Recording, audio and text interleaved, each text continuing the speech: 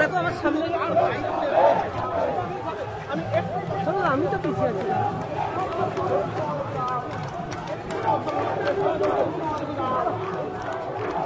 এই মুহূর্তে কিন্তু দেখতে পাচ্ছ শুভেন্দু অধিকারী কিন্তু চলে যাচ্ছেন একদম সাধারণ মানুষের কাছে, যেখানে বয়স্ক মহিলারা রয়েছে সেই জায়গাতে তিনি চলে যাচ্ছেন। বয়স্ক মহিলাদের সাথে তিনি কথা বলছেন, পা ছুঁয়ে প্রণাম করছেন বিরোধী দলের।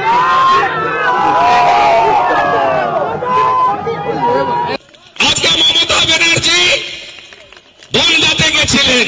কি করতে গেছিলেন? প্রথম কথা শুরুতেই বলেছেন হেলিকপ্টার। আরে আপনার হেলিকপ্টারের লাইসেন্স নেই, কে আটকেছে? আমি দেখিয়ে দেব কাগজ। আপনি টাকা দেননি হেলিকপ্টার কোম্পানির সঙ্গে, আপনার চুক্তি রিনিউয়াল করেননি, তাই আজকে হেলিকপ্টারে আপনি চড়তে পারেননি। ভীষণ কষ্ট। আমরা 11-র আগে মমতা ব্যানার্জিকে দেখিনি, আমি তার নিত্যক্ষণের সঙ্গে ছিলাম। 98 সালে অটলজি, পূজ্যপাদ অটল বিহারী বাজপেয়ী তাকে আশ্রয় দিয়েছিল, তাই আমরা সেদিনের লড়াই দেখেছি, আজকে আপনার পরিবর্তন দেখেছি। একদিন হেলিকপ্টারে চড়তে পারেননি, তার জন্য এত দুঃখ, এত কষ্ট, এত বেদনা। আর আপনি বলেন মামাটি মানুষ, কেন আপনাকে হেলিকপ্টার চড়তে হবে? আপনি তো আগে হেলিকপ্টার চড়তেন না।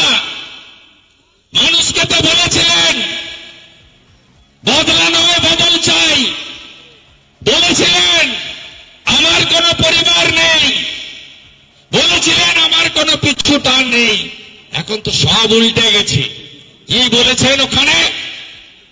বলেছেন বিধানসভা নির্বাচনের পরে আপনি ভারত ভ্রমণ করবেন, ভারতকে হিলিয়ে দেবেন। কি ভাষা! আমরা বিধান রায়কে দেখেছি, অজয় মুখার্জিকে দেখেছি, জ্যোতিবাবুকেও দেখেছি, বুদ্ধবাবুকেও দেখেছি। একই ভাষা। আপনি ভারতকে হিলিয়ে দেবেন, গুন্ডাদের মতো ভাষা। আজকের বক্তব্য শুনে মনে হচ্ছে আমি যেমন কল্যাণ মদনকে বলি রেজিস্টার্ড মাতাল, আমাদের মুখ্যমন্ত্রীকে মনে হচ্ছে রেজিস্টার্ড জোকার। কি ভাষা! আপনি তো ভারত ভ্রমণে বেরিয়েছিলেন 21 সালের পরে। আপনি আপনার ভাইপো বলেছিলেন বাংলা জিতেছি 213টা আসনে। আমরা এবারে বেরিয়ে পড়লাম ভারত দখল করব। কোথায় গেলেন? প্রথমে গেলেন ত্রিপুরাতে। ত্রিপুরায় ভোট হল, আপনার আইপ্যাক প্যাকপ্যাককে পাঠালেন। ত্রিপুরায় ভোটের ফল বেরোল, নোটার নিচে তৃণমূল, নোটা তার উপরে। তারপরে গেলেন গোয়াতে, গোয়াতে দল ভাঙলেন কংগ্রেসকে। গোয়ার প্রাক্তন মুখ্যমন্ত্রীকে বাংলা থেকে রাজ্যসভায় পাঠালেন। পাঠানোর পরে গোয়াতে কি হলো? ওখানে গিয়ে বললেন 5,000 টাকা করে দেব লক্ষ্মীর ভান্ডার। মানে পশ্চিমবঙ্গে মহিলাদের 1,000 টাকা, তখন ছিল 500 টাকা। আর গোয়াতে গিয়ে বলল 5,000 টাকা করে দেব, গোনা টুপি গোয়ার লোক পরেনি। তৃণমূলকে জামানত জব্দ করে tata bye bye. Back to the pavilion. Meghalaya গিয়ে একটা দল ভাঙলেন, সেখানেও হারলেন। আর আপনার পার্টি মেঘালয়, ত্রিপুরা, নাগাল্যান্ড, গোয়ার নির্বাচনের পরে জাতীয় দলের তকমা হারালো। তৃণমূল নামটাই আইটিসি, তৃণমূল হল স্টেট পার্টি, আঞ্চলিক পার্টি। যেমন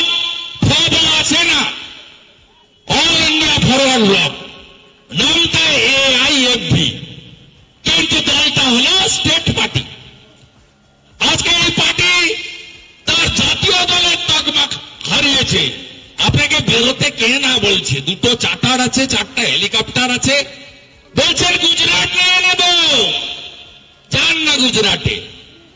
কে আপত্তি করেছে? ওখানে ভি সিম্বলে লড়তে হবে, জোড়া ফুল নাও পেতে পারেন, গোলাপ ফুলে লড়তে হতে পারে, ঝাড়ু চাইলেও পাবেন না, কেজরিওয়ালের কাছে আছে। যান, যে নিজে জিততে পারে না নন্দীগ্রামে, আমার কাছে হারে 1956 ভোটে, সে নাকি ভারত হিলাবে, গুজরাট জিতিয়ে নেবে, সে নাকি আহতবাদ, ভীষণ খারাপ। এত যন্ত্রণা কেন আপনার? এসআইআর কি নতুন? আমার যুবক বন্ধুরা হয়তো জানেন না, প্রবীণরা জানেন, এরা যারা আছে পাকা মাথা। এটা 9বার হচ্ছে, এর আগে 8বার এসআইআর হয়েছে। নিবিড় ভোটার তালিকা সংশোধন লাস্ট পশ্চিমবঙ্গে হয়েছে 2002-এ, 26 লক্ষ নাম বাদ গেছে। 2003-এর ভোটার লিস্ট, সেই ভোটার লিস্টে 2004-এ আপনি বিজেপির সমর্থনে 2004-এ দক্ষিণ কলকাতায় জিতেছিলেন 98,000 ভোটে। একা জিততে পারেননি, আমিও লড়েছিলাম, এনডিএর ক্যান্ডিডেট। আমিও অটলজির ছবিকে সামনে রেখে লড়েছিলাম তমলুকে লক্ষণ শেঠের বিরুদ্ধে। কি বলছেন? কাকে বলছেন? আপনার যন্ত্রণাটা লোক জানে না। প্রত্যেকদিন টিভিতে দেখাচ্ছে বসিরহাট, স্বরূপনগর, কোচবিহারের বর্ডার, পটলা পুটলি বাচ্চা কাচ্চা নিয়ে 3টা বউ, 14টা বাচ্চা পালাচ্ছে। ধরমবাব রক্ষা করো, ধরমবাব রক্ষা করো, পালাচ্ছে। যে পথ দিয়ে এসছিল সে পথ দিয়ে পালাচ্ছে। ধন্যবাদ ভারত সরকারকে, বিএসএফ কে দিয়ে দরজা খুলে দিয়েছে, আমি সমর্থন করি। অনেকেই বলছেন জেলে পুরুন, আরে জেলে থাকলেও তো আমাদের ভাত খাবে। কেন আমাদের ভাত খাবে? আমার ভারতীয় মুসলিমদের নিয়ে কোনো বক্তব্য নেই, তারা ভোট দেন না হলো কথা। কিন্তু আমরা কেন বাংলাদেশি মুসলিম অনুপ্রবেশকারীদেরকে পশ্চিমবাংলায় নিয়ে চলবো?